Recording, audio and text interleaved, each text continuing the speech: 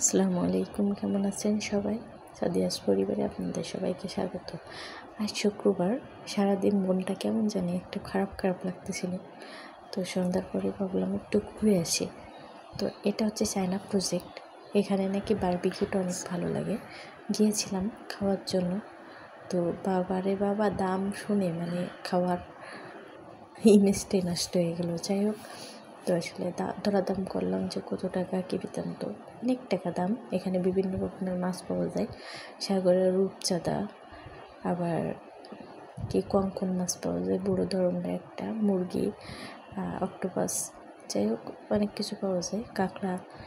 তো মামাটা হচ্ছে আবার কি জানি একটা করতেছিল, বারবিকিউ মুরগির সম্ভবত। তো ওখানে জিজ্ঞেস করতেছিলাম এটা কি, আমি আসলে এসবের নাম জানি না। তো শুনে এসে এই যে উনি বলতেছিল যে এটা হচ্ছে বারবিকিউ।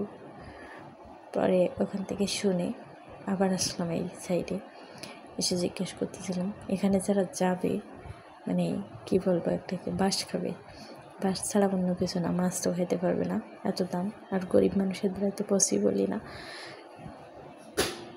যাই হোক, অনেক টাকা দাম শুনে জেনে এই যে আমি দেখতেছিলাম আর জিজ্ঞাসা করতেছিলাম ওনার কাছে এটা কত ওটা কত। তো উনি যে দাম বললো, তো আমি বললাম যে আপনাদের খাবার খাবো না, খাইতে আসছিলাম কিন্তু এত দাম দিয়ে খাবো না। পরে আশেপাশের ভিউটা দেখে এত ভালো লাগতেছিল, বিশেষ করে ছাতাগুলা বাইরে কত ভালো লাগতেছিল, মাশাআল্লাহ, মনোমুগ্ধকর একটা জিনিস।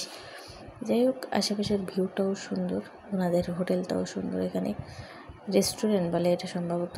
এখানে খাওয়ার জিনিসপত্রগুলো অনেক ভালো। আমি জানি না, আমি কোনদিনও খাই নাই, আপনারা আসবেন খাইতে। এই যে আশেপাশের ভিউটা মরুভূমির মতো লাগতেছিল, সৌদির মতো।